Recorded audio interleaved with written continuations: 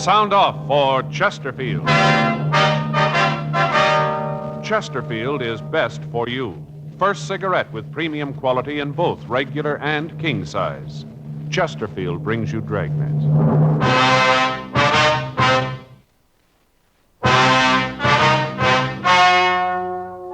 Ladies and gentlemen, the story you're about to hear is true. The names have been changed to protect the innocent.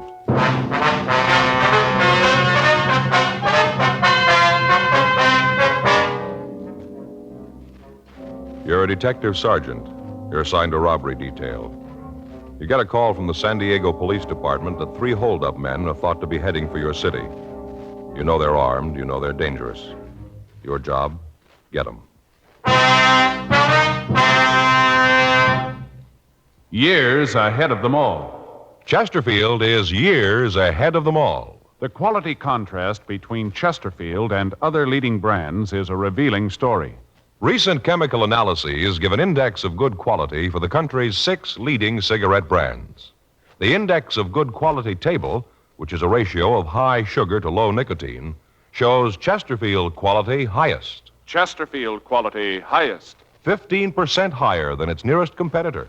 Chesterfield quality highest. 31% higher than the average of the 5 other leading brands. Yes, Chesterfield is first with premium quality in both regular and king size. Don't you want to try a cigarette with a record like this? Chesterfield.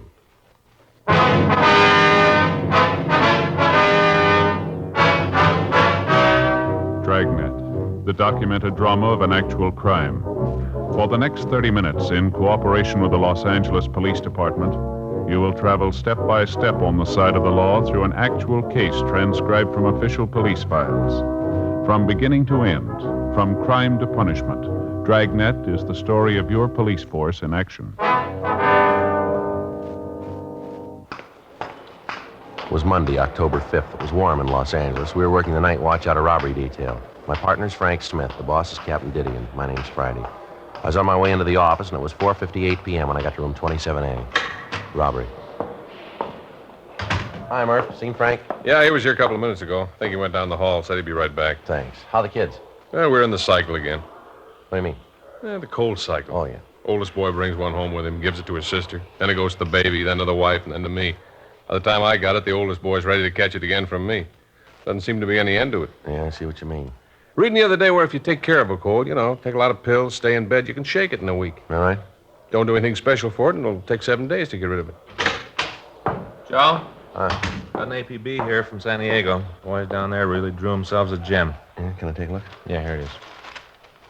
Yeah. I can hear him moan all the way from here. What is it? Well, I had a jewel robbery at a hotel on the coast. 3 men. Took $135,000 in jewels and at least $15,000 in cash. 150,000, huh? Any leads on them? No, APB gives a description, list of the stolen jewelry. That's about all. When did it happen? It says 1:30 this morning. Yeah, it's going to keep him busy for a while. That Mort's screaming like an eagle, Joe. Why?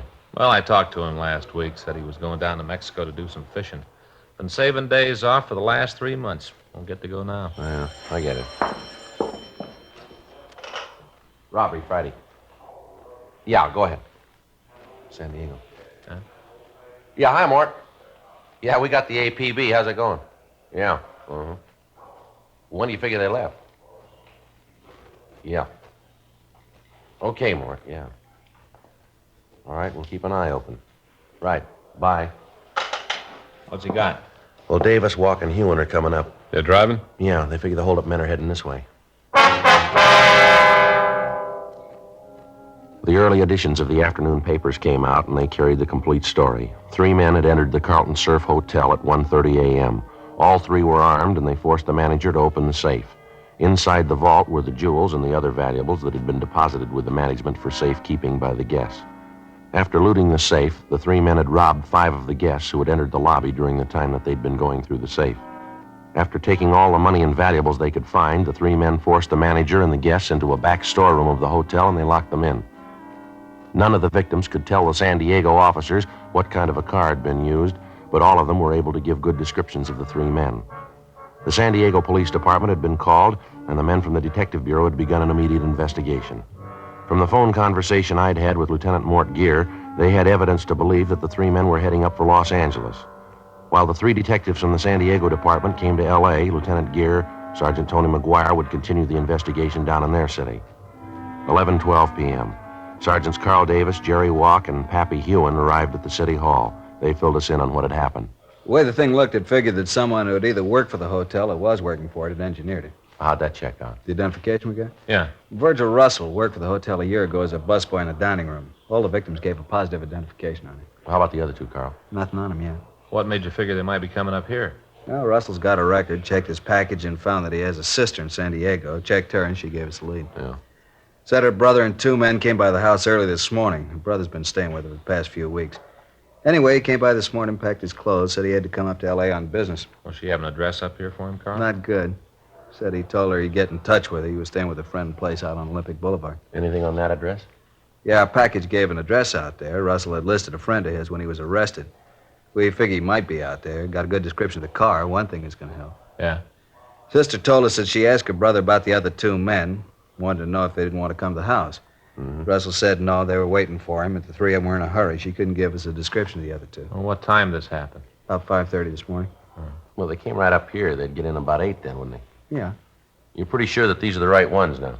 looks like that. Identification of the mugs. Russell's sister told us when he was packing, a brooch fell out of his grip. She picked it up for him. Give a description of it? Yeah, matches one that was taken from the hotel in the theft. Large diamond with 4 rubies in the setting. Looked real good for the job. You get a broadcast out on the car? Yeah, Russell's sister told us it's a 53 Nash, red and black Continental hookup. She said Russell just got back from a trip through Arizona, Nevada, New Mexico. Said that he had the rear window covered with those stickers. You know, the ones they get from gas stations. Yeah, I know what you mean. Window's supposed to be covered with them. Shouldn't be hard to spot. Well, maybe he figures that, too. Might have him taken off, huh? Possible. It's a lead, though. Something else to look out for. Any chance he might have gotten across the border into Mexico? Yeah, it's possible, but it isn't likely. As soon as we got word on the car, we got out a supplemental APB on it and got in touch with the authorities down the border. They said they hadn't seen a car that matched the description across the border. Well, if they'd gotten to the border, the officers down there'd know about it anyway. Yeah, I talked to Al Gayton from our office. He said they'd be on the lookout for him. Our pawn shop detail got right on it, Carl. They got the description of the jewelry out all over town. We haven't had any reports on it yet, though. They aren't going to try to sell it piece by piece. Too many of those pieces are easy to recognize. Yeah. They'll probably try to peddle through a fence and have it broken up. Well, we'll get the word out to our informants. Ask them to watch out for it. Yeah. Heist that big can't be kept quiet for long. Bound to be rumbles on it someplace. I'd like to check out the place on Olympic. It looks like it's the best lead we got. Okay.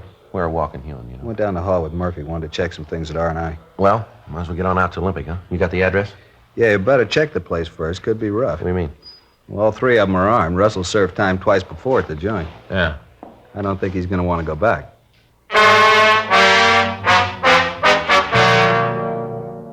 We checked the name of Russell's friend through our files. We found that he had no record.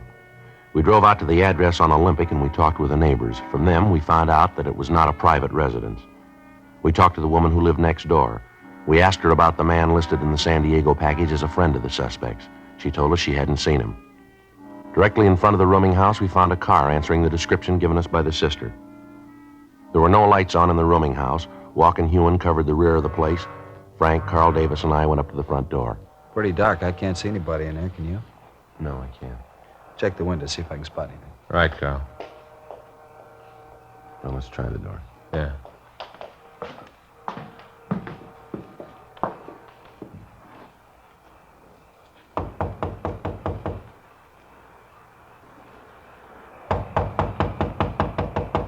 Who is it? Come on, open up. Beat it. Nobody gets in here. All right, Frank, let's hit it. All right, stand right where you are. Hold I'm it. not doing anything. What are you doing breaking in Get here your like hands out this? in front of you. Sure. I'll shake him, Joe. He's clean. Everything okay? Yeah, Carl. I'll get Walk and Ewan. Who else in the house? Nobody but the landlady. She's upstairs. Her and her daughter. Nobody else here. What's your name? Pete Ellis. Where's Russell? I don't know any Russell. All right, we'll look around. Come on. What's in there? Dining room. There ain't nothing in there. Open it up.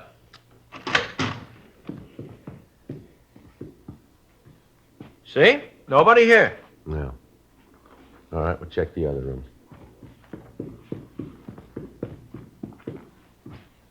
Where's this door go? Bedroom. Ain't nobody in there. Open it up. Joe, nobody in the kitchen. Check the back porch. Walk and Davis are upstairs. All right, we'll try this one here. Come on, you open it up. It's locked. I can't get in. There's a key in the door over here. Let's see if it fits. Virgil! Virgil! Get out! Virgil, it's the cops! Get out! All right, get out of the way, you. Come on, let's hit it. Yeah. On the bed, Joe. I see. All right, come on, you out of that bed. Hey, Joe. Yeah. There's a bottle of sleeping pills on the table here. Yeah, there's an empty bottle of whiskey. I guess he's dead drunk. Upstairs is clean, Joe. Russell, huh? Yeah, he's drunk. I guess we're pretty lucky. Under his pillow there? Yeah. 3 guns.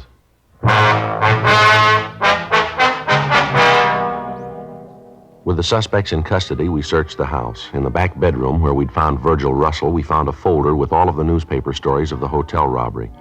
In each instance, that portion of the story which referred to the thieves themselves was outlined in pencil, and there were small notations along the margins of the newspaper. A complete search of the house netted us nothing. There was no sign of the loot from the robbery, although each of the suspects had a large amount of money in their possession. We talked to the landlady, but she was unable to tell us anything about the suspects. She said that she had rented a room to Peter Ellis over a year before, and that the suspect had moved out after living in the house for only 2 months. She said that she hadn't seen them again since that night when they arrived at the house and asked for rooms. We called the office and arranged for a stakeout on the place, and we took the 2 suspects back to the office. We ran Peter Ellis through R&I, and we found that he had 1 previous conviction on a robbery charge. 2:15 a.m. We talked to Virgil Russell in the interrogation room. All right. I ain't trying to con you into anything. I was in on the heist, I'll admit it, but I ain't gonna be no fink. You ain't gonna get any other names out of me. You got the money we found on you from that hotel robbery, is that right? I don't know where else it'd come from. I got no reason to con you about the hotel job. I pulled it. I ain't afraid to admit it. I'm just not turning fink, that's all. Maybe we can get it out of Ellis. He won't tell you anything. You're pretty sure about that. He admits he was in on the robbery. Well, so what? We all had a deal. If any of us got caught, they wouldn't tell about the others. You think Ellis and that other guy'd go that route, standing the arrest alone? Sure. We had an agreement. Oh, come on now. Tell us how much you got for the jewels. You can tell us that and not tell us who the other man is, can't you? Yeah, I suppose so. Isn't there any way you could tell if I told you how much we got? How much? 7,000. How much? 7,000. Who set up the deal to sell the stuff? Your partner? Yeah, he handled all that. He fixed it for you to get $7,000 for all the jewelry? Yeah, that's right. Well, you made a good deal, all right. 7,000 for $135,000 worth of jewelry. Wasn't worth 135. That's just the papers, making it sound big. No, Russell, you're wrong. That's what the stuff is worth. Are you kidding? You got that report, Frank? Yeah, here. Now, wait a minute. That's maybe what they claim the stuff is worth. But you know how people are always jacking things up on the insurance companies. The stuff was worth, maybe 15,000, not a cent more. Yeah, Joe, here it is. This is a report you got from the insurance company, Carl. That's it. Would you like to read it yourself, Russell, or do you want me to read it to you? Well, let me see it. All right. What a lousy bum. Oh, no good. He's a thief, that's what he is. A thieving thief. That's the kind of a guy you say you had to deal with, huh? Let you think he was doing you a big favor. Some deal, $7,000. If we'd picked him up, he'd have screamed like an eagle. He's your pal, all right. What a no good thief. I can't believe it. Who'd he sell the stuff to, do you know? No, I don't, and that's the truth. I saw the guy, but I don't know who it was. How'd the deal work? Well, earlier tonight, we got together out in Westwood. He called the fellow who was going to handle the deal, told him to meet us here. Who's he? A Fink, a lousy Fink. What's his name? Payne, Al Payne. How you spell it? Last name. P-A-Y-N-E. You got a record? No, I don't think so. I never heard him talk about it. You give us a description? Yeah. That stuff was really worth 135 grand. He said it was a lot of talk, newspaper talk, he said. Oh, brother, what a laugh. What's his pain look like? Oh, he's about 37, maybe 150, 60 pounds. Bald. A little bit of hair on the edge of his head. I'll check the name through R&I, Joe. Right. You want to bring the mugs back here? Yeah. Russell? Yeah? That first name, is it Alfred or Albert? I think it's Albert. He's some kind of a promoter. I don't know what he promotes. I think it's just a dodge, kind of a front. I'll be right back, Joe. Right. Let's go ahead with the story about the buy, huh? All right. Where was I? You said you went out to Westwood. Oh, yeah. Well, we were supposed to meet out in a parking lot by the ice rink. Big place out there. Well, we met this guy, the fellow Payne called it. He looked at the stuff, said it was worth maybe 15,000 the way it was. But he said it had to be broken down before it could be sold. That it wouldn't bring that much when it was all broken down. What'd Al say to that? Well, he agreed to it, said it was true. He went right along with it. Lousy deal. He was probably in on the whole thing. Wouldn't be surprised. I just can't get over it. We had all that stuff and didn't know what it was worth. You got any idea who this guy is? No, I told you, I didn't know. You said this Payne had an office here in town. You know where it is? Yeah, I can show you. We were up there this afternoon while I was setting up the deal. It's in a building over on 6th. You'd be willing to go over there with us? So you can nail him? That's right. We want to get the jewels back. Sure, I'll go. So what that bum did to me, nothing too bad for him. How you going to work it, Joe? Well, Russell here will have to introduce me as somebody who wants to buy this stuff. He'll have to tell Payne that I'm willing to pay, say, $50,000 for the jewelry. That way, Payne will have to get in touch with the other man. I don't think he'll pass up a deal like that. Maybe he figures to make more than that this way. Yeah, but suppose he thinks that Russell here wants to do business with me. He'll get the stuff back. I don't think he'll want to cross Russell. Might work.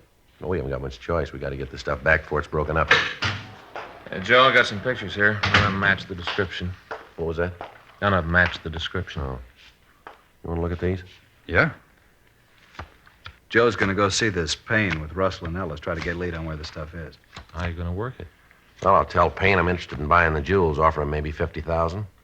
Picture's not here. None of these is Payne. You go along with this plan, Russell? Sure.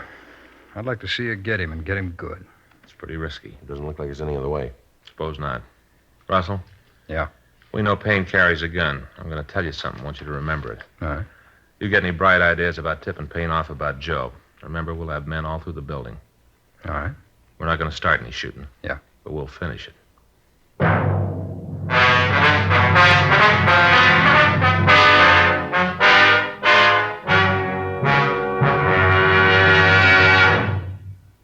You are listening to Dragnet, the authentic story of your police force in action. Chesterfield is best for you. Just listen to the record. For a full year and 2 months, a doctor has been making regular examinations of a group of Chesterfield smokers, and he reports no adverse effects to the nose, throat, and sinuses from smoking Chesterfields. Don't you want to try a cigarette with a record like this? Chesterfield. First with premium quality in both regular and king size. Chesterfield. First choice with Young America. And that's from a survey of 274 colleges and universities. Try Chesterfields today. Remember, Chesterfield is America's best cigarette buy.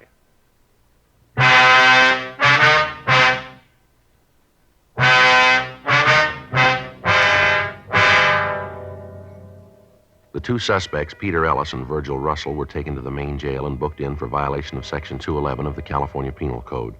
After that, the officers from San Diego, Frank and I, discussed the plan for finding the stolen jewels. It was agreed that I would go into the office building with the suspect, Virgil Russell. To lessen the chances of discovery, I would carry no gun or any police identification. We were unable to make contact that night, so the following morning, we checked over the physical layout of the building. It was 6 stories high and had one elevator. There were 2 entrances to the building, one in the front and one that opened off an alley in the rear. Officers were planted at both entrances. Additional men were stationed on each floor. 2 men were on the roof to cut off any possible escape to one of the adjoining buildings. 11:30 a.m. Tuesday, October 6th. Russell called Payne and said that he wanted to see him. Payne told him to come right over to the office. Russell and I got into a car and we drove over. It had been arranged that from the time we entered the building, no one would be permitted to leave until we returned to the main entrance. 11:58 a.m. We got to the office building. We went up to the 4th floor. The sign on Payne's door read, Albert Payne, Investments. Russell opened the door and we walked in. Hi, Verge. What's the bit? Al, like you to meet Joe Ferguson. Joe, glad to meet you. Yeah, same here, Al. Sit down, boys. Now, what's this all about? It's about the stuff, Al. We got to get it back. Now, what's the pitch? I don't even know what you're talking Oh, about. come off it, Payne. Joe here's willing to up the ante for the jewels. How much? I'll go as high as $50,000. I got to see it first. For $15,000 worth of jewels? Papers say it's worth $135.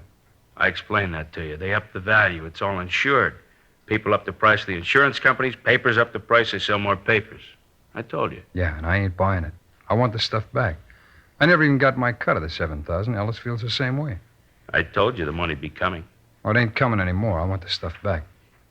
I don't think we can do that. Most of it's already broken up. No, not much of it could be broken up in the time that he's had it. Guy that bought it isn't going to like it. Well, that's tough. You just tell him to stop breaking it up. Tell him we want it back. Where do you figure to sell the jewels? I don't see where that concerns you. I'm offering you $50,000 for them. That's all you need to know. Come on, Al. Come on. Quit playing games. Let's get on it. You get in touch with the guy you gave him to and get the jewels back. Wait a minute. I got something to say about this. I was in on the job with you. Don't you forget it. I'm only going to say this once more, Payne. You get on that phone and get in touch with your contact. Tell him to stop breaking them up. You set up a meet to get the stuff back. I'll call him. I don't think it's going to do any good. He's probably got all the mountings melted down by this time. Got it all broken up. You call him. Let's see what happens. All right.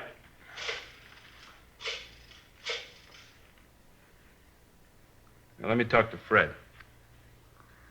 Fred, this is Al. Yeah. Listen, something's come up. We can't go through with the deal. What?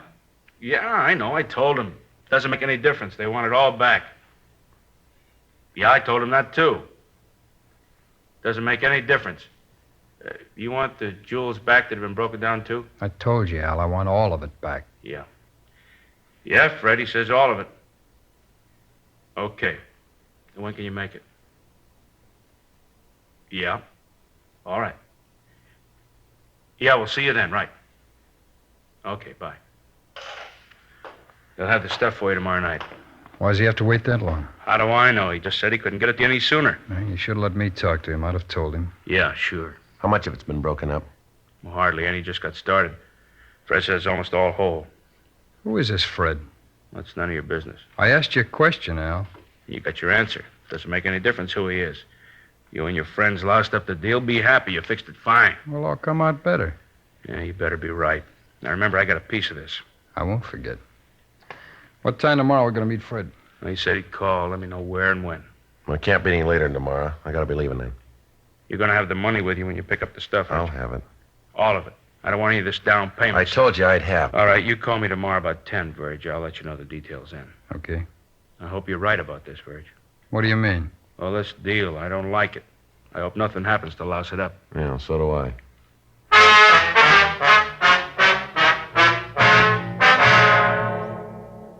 Virgil, Russell, and I left the office and went downstairs. We checked with Frank, Carl Davis, and the other officers from San Diego. Al Payne was taken into custody and booked in at the main jail on suspicion of violation of Section 211 PC.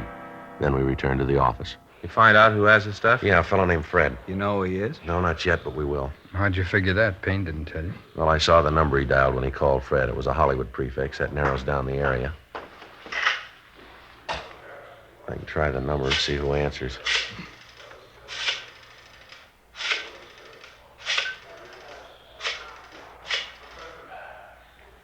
Oh, I'm sorry. I got the wrong number. Excuse me. Did you get it? Yeah. It's the Kingery Trophy Company. You want to check the book? Right.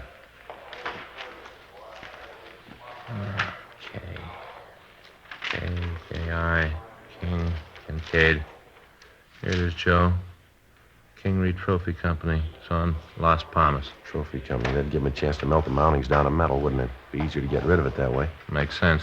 What do you figure to move in on? Right now, we can drive out and check the place now, look it over, then we'll go in and get them. What happens with me? We got to take you back to main jail. After the help I gave That's you? the way it's got to be. You knew that going in. Yeah, I suppose so. Well, you tell the DA I helped, though, huh? Yeah, we'll see he knows about it. Sure a bad deal all the way around. Real bad deal. I should have known I couldn't win. Right from the start, I should have known. Nobody can win. Well, still a lot of people trying.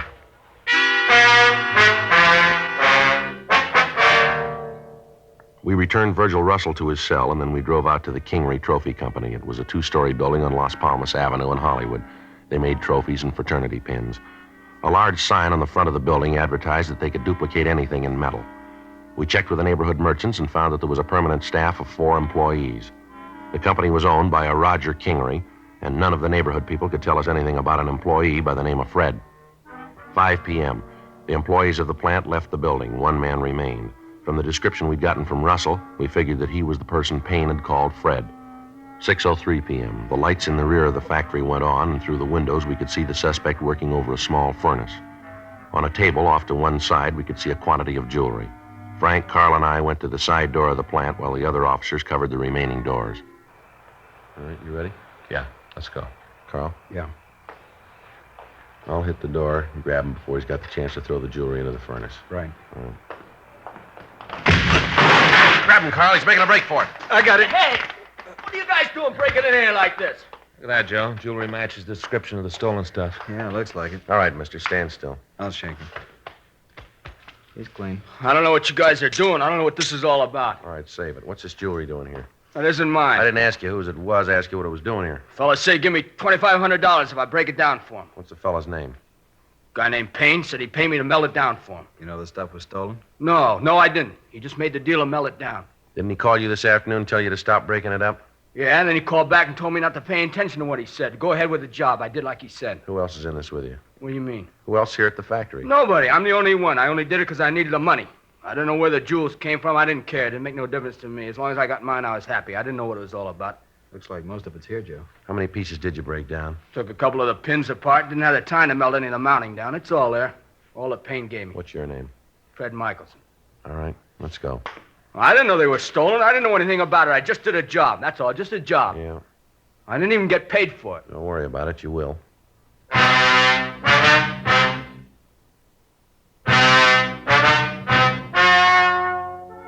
The story you have just heard is true.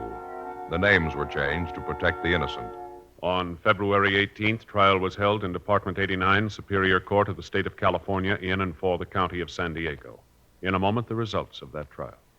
And now, here is our star, Jack Webb. Thank you, George Fenneman. I want to thank all of you for your interest in Dragnet. Thanks very much for your letters. We really appreciate them, and we'll try to keep right on giving you the kind of a show that you like. I want to thank all of you, too, who have switched to Chesterfield. I know you're going to like them, and I know you'll find they're best for you. Now, you folks who haven't tried Chesterfields, I'd like you to pick up a carton tomorrow. Chesterfield. It's a great smoke.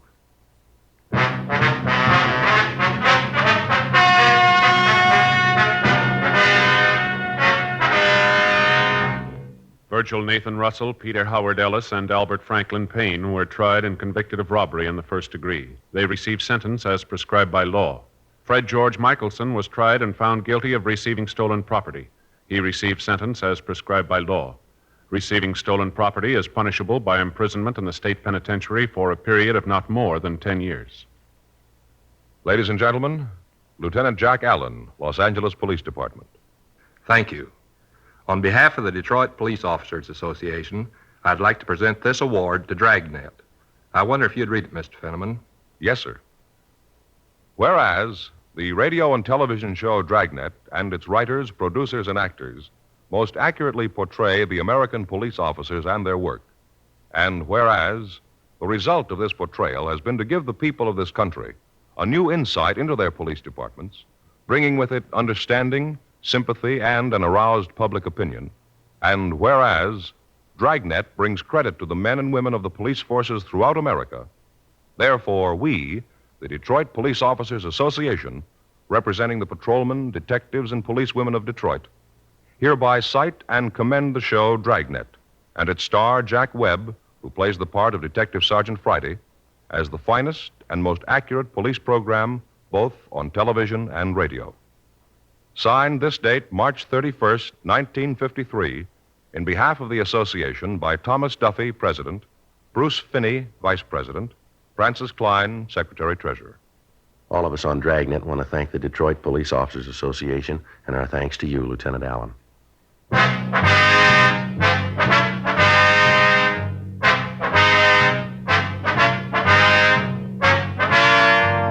You have just heard Dragnet, a series of authentic cases from official files. Technical advice comes from the Office of Chief of Police W.H. Parker, Los Angeles Police Department. Technical advisors, Captain Jack Donahoe, Sergeant Marty Wynn, Sergeant Vance Brasher. Heard tonight were Ben Alexander, Eddie Firestone, Art Gilmore. Script by John Robinson. Music by Walter Schumann. Hal Gibney speaking.